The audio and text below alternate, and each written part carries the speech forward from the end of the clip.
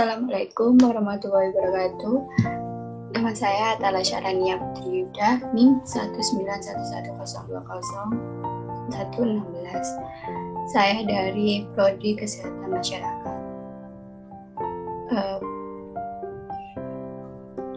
Assalamualaikum warahmatullahi wabarakatuh. Nama saya Atala Syarania Putri Yuda, NIM 19110202016 dari Prodi Kesehatan Masyarakat. Kali ini saya akan memperjelaskan tentang perkembangan sistem kesehatan di Indonesia. Pertama, pengertian sistem kesehatan nasional. 2. Tujuan sistem kesehatan nasional. 3. Manfaat kesehatan nasional. 4. Perkembangan dan tantangan sistem kesehatan nasional. Dan kelima, dasar hukum sistem kesehatan nasional. Pertama, pengertian sistem kesehatan nasional. Sistem kesehatan nasional atau SKN adalah bentuk dan cara penyelenggaraan pembangunan kesehatan yang memadukan sebagai upaya bangsa Indonesia dalam satu langkah guna menjamin tercapainya tujuan pembangunan kesehatan dalam rangka mewujudkan kesejahteraan rakyat sebagaimana dimaksud dalam Undang-Undang Dasar 1945 atau Depkes RI 2004. Pengelolaan kesehatan adalah proses atau cara mencapai tujuan pembangunan kesehatan melalui pengelolaan upaya kesehatan, penelitian dan pengembangan kesehatan, pembiayaan kesehatan, sumber daya manusia kesehatan, sediaan farmasi, alat kesehatan dan makanan, manajemen informasi dan regulasi kesehatan serta pemberdayaan masyarakat. Pembangunan kesehatan adalah upaya yang dilaksanakan oleh semua komponen bangsa Indonesia yang bertujuan untuk meningkatkan kesadaran, kemauan, dan kemampuan hidup sehat bagi setiap orang agar terwujud derajat kesehatan masyarakat. Masyarakat yang setinggi-tingginya sebagai investasi bagi pembangunan sumber daya manusia yang produktif secara sosial dan ekonomis. Selanjutnya nomor 2, tujuan sistem kesehatan nasional. Tujuan SKN adalah terselenggaranya pembangunan kesehatan oleh semua komponen bangsa, baik pemerintah daerah dan atau masyarakat termasuk badan hukum, badan usaha, dan lembaga swasta secara sinergis, berhasil guna dan berdaya guna sehingga terwujud derajat kesehatan masyarakat yang setinggi-tingginya Perpres 72/2012. Ketiga, manfaat sistem kesehatan nasional.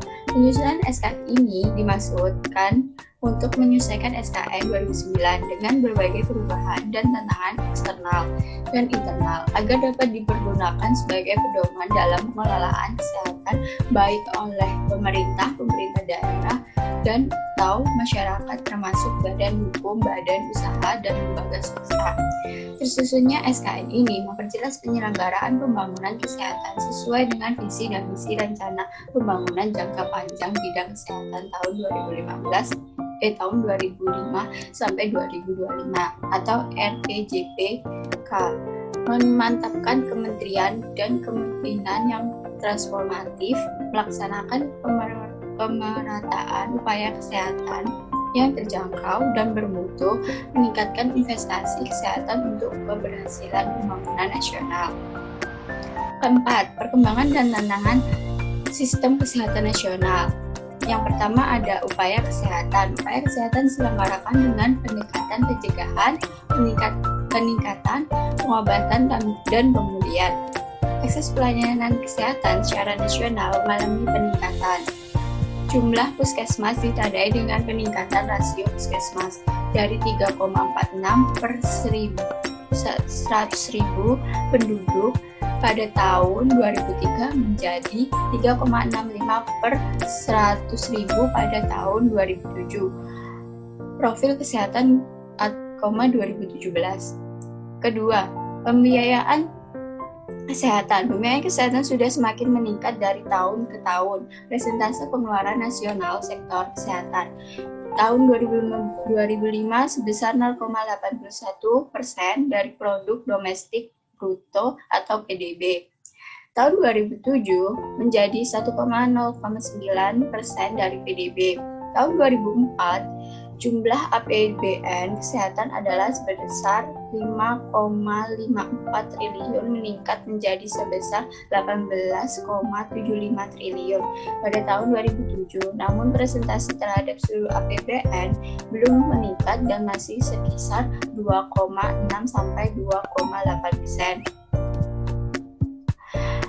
Pembiayaan pelayanan kesehatan program diselenggarakan melalui jaminan kesehatan dengan mekanisme asuransi kesehatan sosial yang pada waktunya diharapkan akan tercapai universal coverage sesuai dengan Undang-Undang Nomor 40 Tahun 2004 tentang Sistem Jaminan Sosial Nasional atau SJSN.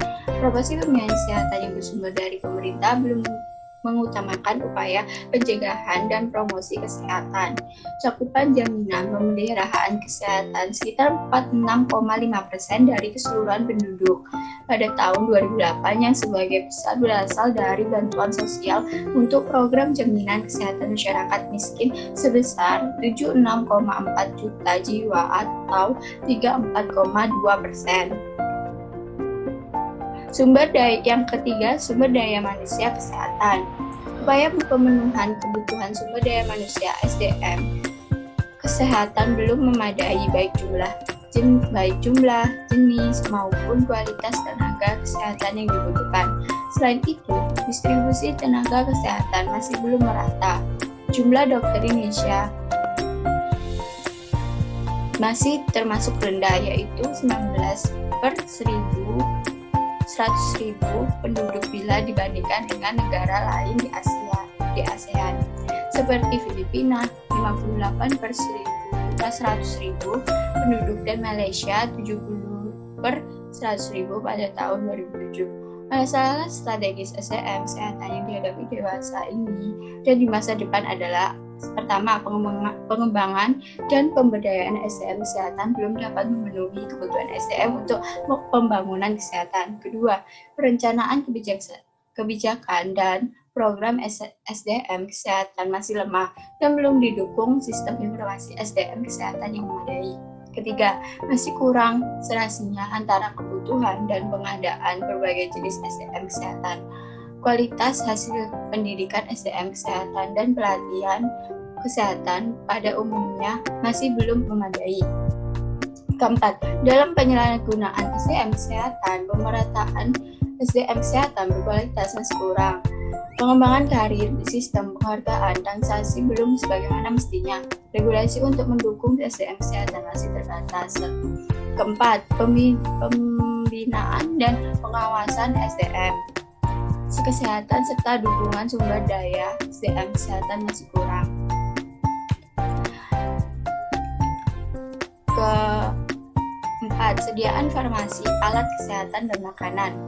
Pasar sediaan substansi kesehatan ini meliputi berbagai kegiatan untuk menjamin aspek keamanan, khasiat atau pemanfaatan dan mutu sediaan farmasi, alat kesehatan, dan makanan, minuman yang beredar, ketersediaan, pemerataan, dan keterjangkauan obat. Pasar sediaan farmasi masih didominasi oleh produksi domestik, sementara itu bahan baku impor mencapai 85% dari kebutuhan.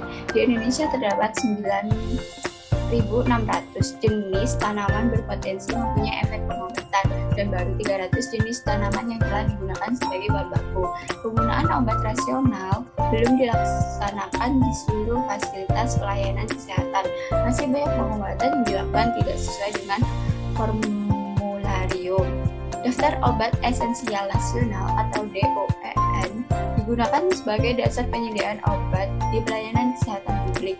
Daftar Obat Esensial Nasional tersebut telah disusun sejak tahun 1980 dan direvisi secara berkala sampai tahun 2008. Lebih dari 90% obat yang diresepkan di puskesmas merupakan obat esensial generik, namun tidak diikuti oleh sarana pelayanan kesehatan lainnya, seperti di rumah sakit, pemerintah kurang dari 76%, rumah sakit swasta 49%, dan apotik kurang dari 47%. Hal ini menunjukkan bahwa konsep obat esensial generik belum sepenuhnya diterapkan. Kelima, manajemen dan informasi kesehatan. Subsistem ini meliputi kebijakan kesehatan, administrasi kesehatan, hukum kesehatan, dan informasi kesehatan. Peranan manajemen kesehatan adalah koordinasi, integrasi, sinkronisasi, serta penyelesaian berbagai subsistem SKN.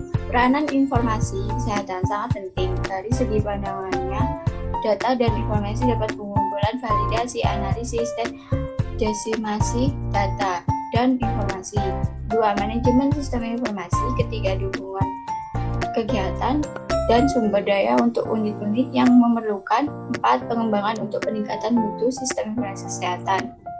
Perencanaan pembangunan kesehatan antara pusat dan daerah belum sinkron. Begitu pula dengan perencanaan jangka panjang atau menengah, masih belum menjadi acuan dalam penyusunan perencanaan jangka pendek. Demikian juga dengan banyak kebijakan yang belum disusun berbasis bukti dan belum bersinergi, baik perencanaan di tingkat pusat dan atau tingkat daerah.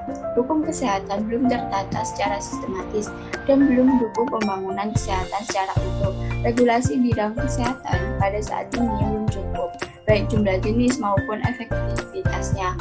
Pemerintah belum sepenuhnya dapat menyelenggarakan gerakan pembangunan kesehatan yang efektif, efisien, dan bermutu sesuai dengan prinsip-prinsip tata pemerintah yang baik.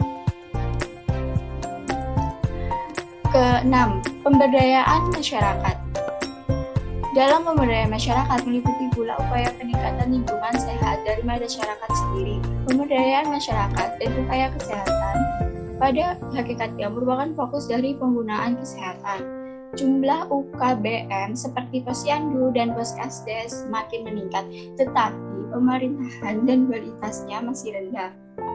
Hingga tahun 2008 sudah terbentuk 47.101 desa siaga di mana terdapat 47.101 buah pos kesehatan desa poskesdes. Upaya kesehatan berbasis masyarakat lainnya yang harus berkembang pada tahun 2008 adalah posyandu yang telah berjumlah 269